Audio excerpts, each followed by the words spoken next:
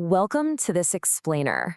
We're jumping straight into what is essentially an invisible digital battlefield today. And I mean a battlefield that literally underpins every single aspect of our modern society. We're talking the power grids that light our homes, the financial markets driving the global economy, and, the personal data sitting right there in your pocket. The stakes, they've absolutely never been higher. $10.5 trillion. Just let that sink in for a second. That is the staggering projected annual cost of global cybercrime by 2025. It's easily one of the largest economic threats on the planet right now, just bleeding resources from businesses, governments, and everyday folks alike. And the speed of these attacks, it's genuinely terrifying. 48 minutes, that is the average breakout time for a modern attacker. So what does that actually mean? It means once an adversary breaks into a single machine, it takes them less than an hour to move laterally and start infecting the rest of the network. The fastest recorded breakout? Just 51 seconds. No way, right? We are living in a world where real-time detection isn't just a nice-to-have anymore, it's absolutely a critical necessity. I know that sounds incredibly chaotic. But don't worry, we're going to make sense of it all today with a clear roadmap. We'll be looking at the new digital battlefield, defining the security triad, the evolution of cyber threats, the attacker's playbook, the modern cyber arsenal, and finally, how to actually build our digital defenses. Okay, let's dive right into our first section, the new digital battlefield and the digital transformation imperative. Think about our deep digital dependency for a second. We've adopted interconnected systems, the cloud, smart devices, all at this unprecedented scale. Cyberspace is no longer just some collection of computer networks. It's actually officially recognized as the fifth domain of warfare, sitting right up there alongside land, sea, air, and space. And because we rely on these platforms for everything, healthcare, commerce, national security, disruptions here, well, they don't just stay on a screen. They cause massive, cascading failures in the real physical world.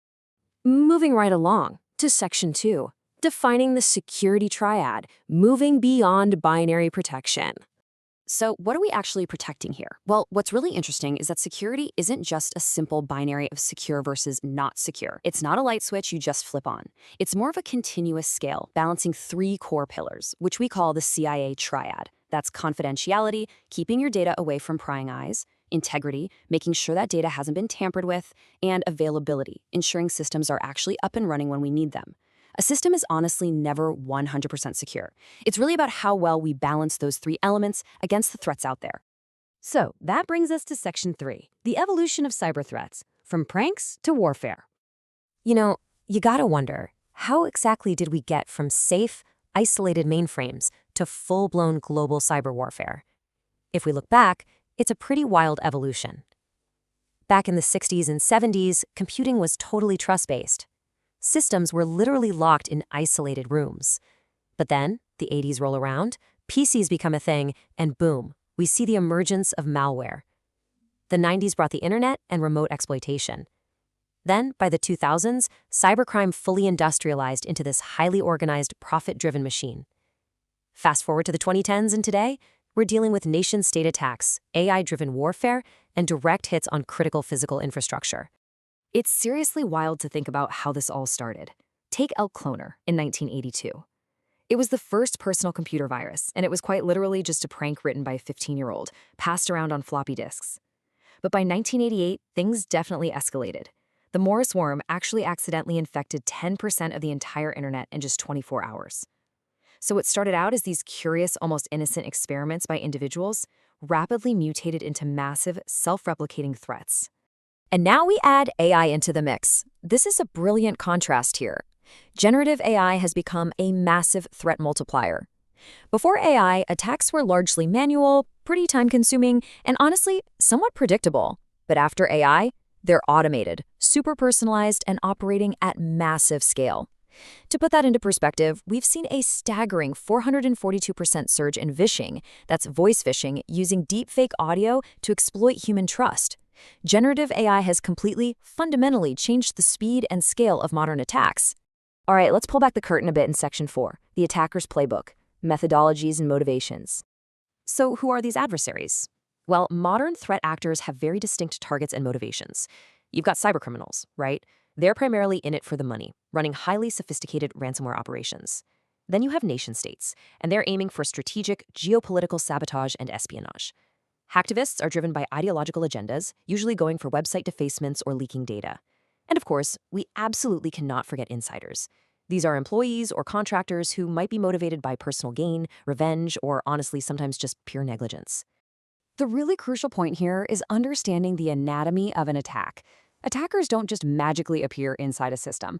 We can actually trace their exact methodology using this condensed cyberkill chain. They start with reconnaissance, then they weaponize a payload, deliver it, exploit a vulnerability, install a backdoor, establish command and control, and then finally act on their objectives. It's step by step. And the beauty is, if defenders can break just one single link in this chain, they can stop the entire attack. But here's the catch. While that kill chain is a great linear model, real life isn't always linear. That's why modern defenders also use the MITRE ATT&CK framework. Instead of just sequential steps, MITRE is this massive knowledge base that catalogs hundreds of granular, real-world adversary behaviors. It allows security teams to spot malicious patterns, even if an attacker manages to skip steps entirely or take some unexpected nonlinear path through the network. Okay, let's dive into the actual weapons being deployed in Section 5, the modern cyber arsenal, tools of the trade. Traditional malware basically comes in a few flavors. You've got viruses, which attach to legitimate files and actually need human interaction to run. Then you have worms, which are way more dangerous because they self-replicate across networks without you lifting a finger. And then there's ransomware, the modern scourge, encrypting your data and demanding a payout. But get this, here's a wild fact for you. Today, 79% of attacks actually avoid traditional malware altogether. Yeah, you heard that right. Attackers are now living off the land, meaning they just abuse the legitimate administrative tools that are already installed on your computer so they don't set off any antivirus alarms. And because our technical defenses have honestly gotten so good, attackers are increasingly just targeting the human instead. Now, it's super important to clearly distinguish between social engineering and phishing here. Social engineering is the broader psychological manipulation. It's exploiting human biases, like our natural respect for authority, or creating a false sense of panic and urgency. Phishing, on the other hand, is the specific digital execution of that strategy, like those deceptive emails or text messages trying to steal your password. The key takeaway?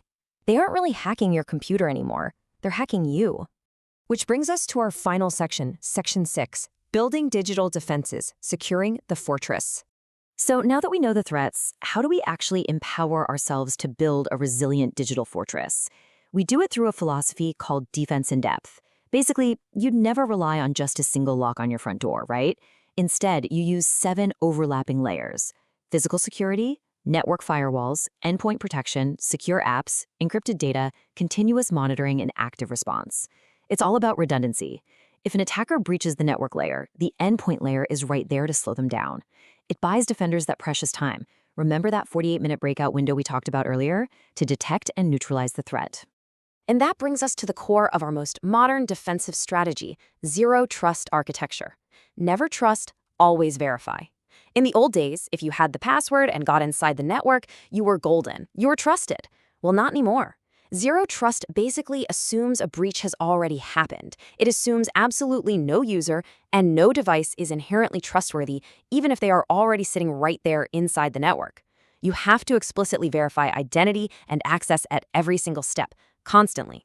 Which brings us to our final and maybe most critical point today. Think about this. In a world where AI is generating basically flawless phishing emails and networks are locked down with strict zero-trust protocols, where exactly does that leave us? Is your human intuition your greatest vulnerability? Or, with the right awareness, is it actually your ultimate firewall? Because technology alone just cannot secure an organization. People are often the weakest link, sure, but an educated, slightly skeptical user, that is absolutely the strongest defense we have.